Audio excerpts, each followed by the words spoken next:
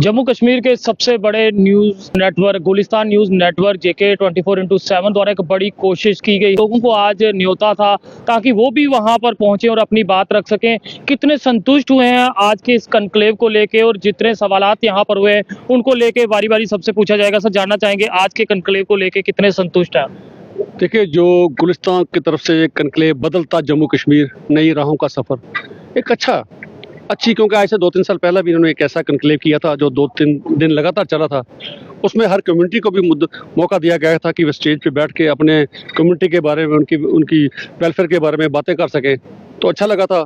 आज भी मैं समझता हूँ सरकार को अकाउंटेबल बनाने के लिए, खास करके जो रूलिंग पावर है उनको अकाउंटेबल बनाने के लिए एक अच्छा तीखे सवाल किए गए, जिसमें उमर साहब ने भी शिक्र की, डिप्टी सीएम साहब भी रहे और हम सुन रहे थे दूसरे सतीश जी भी थे।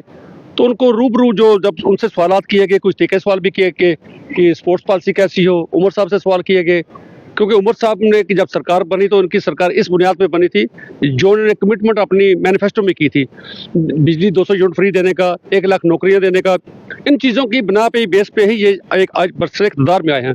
सो जो एंकर ने अच्छे रूबरू उनसे सवाल पूछे भी, अगर आपने ये कमिटमेंट किया तो कब तक करेंगे, तो अब आगे उनका ये जवाब था कि अभी हमारा खजाना खाली है, जब तक खजाना दिल्ली वाले भरते नहीं तो हम ये चीज़ें नहीं कर पाएंगे।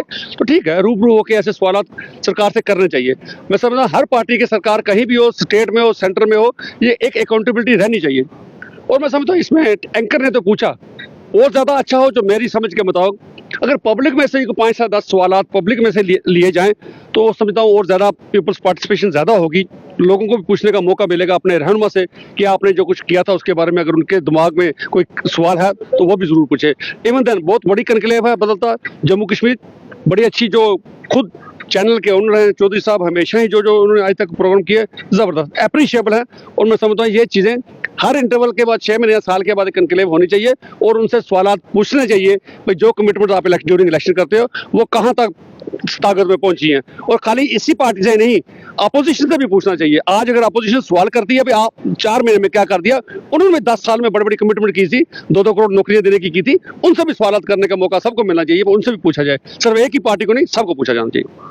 एक जो आज कन्क्लेव हुआ यहाँ पर भी पहुंचे थे, कितने संतुष्ट हैं आज? ये देखिए, जैसे वीर बलविंदर सिंह जी ने कहा कि कन्क्लेव ये पहले भी हुई है, आज भी जो उन्होंने इनवाइट किया हम आके देख रहे हैं, सुना है सबको।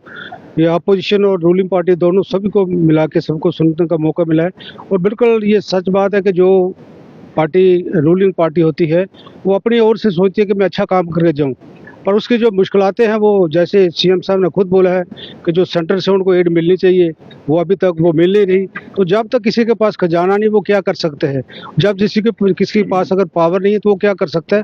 लेकिन ओवरऑल हम देखते हैं जो यहाँ के ऑर्गेनाइजर हैं हमारे चौधरी साहब, उनके दिल में हमेशा ये रहता है कि सभी पार्टियों को बुला के, बेशक वो रूलिंग पार्टी हो बेशक अपोजिशन हो, उनको बुला के बिल्कुल सामने पब्लिक के सामने उनसे सवाल करते हैं जो एंकर, और एंकर के जो सवालात के जवाब जो वो देते हैं हमें भी सुन के उससे बहुत कुछ सीखने को मिलता है। लेकिन एक बात जो उन्होंने कही कि जो हमारे पार्टिसिपेंट होते हैं, हाँ, उनको भी इन्वॉल्व किया जाए, उनके भी कुछ सवालात होते हैं। जब वो स्पीकर बोलता है तो जो सामने बैठे वो जो ऑडियंस वो सुन के उनके दिल में भी आता है कि ये ऐसा सवाल या हम इनसे पूछे क्या होने वाला है। तो अगर ऐसा भी हो तो उससे बहुत अच्छा एंकर को जैसे बोलते हैं, जैसे हम ऑडियंस में बैठे हैं उनको भी सवाल करने का मौका मिलता है। जो उनके दिल में होता है वो सवाल का अगर वो जवाब मिले तो वो और संतुष्ट हो गए। ओवरऑल ये हम देखते हैं कि बहुत अच्छा जो ऑर्गेनाइज किया गया है, हर पार्टी वीआईपी हमारे देख रहे सभी आए हैं, इस सिविल सोसाइटी के लोग सभी आए हैं, ऑर्गेनाइजेशन के सभी लोग आए हैं, और ओवरऑल हम आपको समझते हैं कि ये अच्छा मौका है। आगे भी ऐसा हम कहेंगे ऐसा होना चाहिए। गुलिस्तान का ये हमेशा जो रहा है प्रोग्राम करते हैं, ये कन्क्लेव जो आज की कन्क्लेव है, इससे हमें ये बहुत कुछ हम जो सुनते हैं उससे कुछ हासिल भी होता है कि सरकार में चल क्या रहा है, होना क्या चाहिए, आज वो भी सरकार में कमियां क्या है उनको अभी मौका मिलना भी चाहिए। क्योंकि अभी रिसेंट उनकी थोड़ा ही महीने हुए हैं, अभी लंबा पीरियड है, इसमें देखिए क्या कहते हैं। उम्मीद है कि सरकार जो बनी है जरूर जो लोगों के उन्होंने वायदे किए हैं उनको पूरा करेंगे। Thank you. विंदर जी, एक मैं अपील एक अंत से सेंट्रल गवर्नमेंट को जरूर करूंगा कि यहाँ लोगों ने बड़ी एक सीरियस के साथ किसी जमात को जिता के भेजा है, वो तब तक काम नहीं कर सकते जब तक आप हमारा स्टेट रिस्टोर नहीं करते। सो मैं ये दरख्वास्त करूंगा कि जम्मू वासियों आप सबसे जो पूछो, कोई शख्स ऐसा नहीं जो ये नहीं चाहता। हाँ, किसी की सियासी मजबूरियां वो बात नहीं खुल के कह सकते, लेकिन अंदर से कहते हैं, ऑफ द रिकॉर्ड कहते हैं कि जम्मू को स्टेटहुड चाहिए। हम भी ये दरख्वास्त करते हैं। इन चीज़ों का करने का मकसद क्या है? अगर सीएम ने कहा स्टेटहुड चाहिए तो सजाद गनी लोन आके बैठे अपोजिशन में थे, उन्होंने भी ये बात कही कि स्टेटहुड जो हमारा रियासत का स्टेटहुड छीना गया उसको दिया जाए, ताकि जब तक स्टेटहुड नहीं मिलेगा हमारी पूरी डेवलपमेंट हमारी रियासत के लोगों की नहीं हो सकती।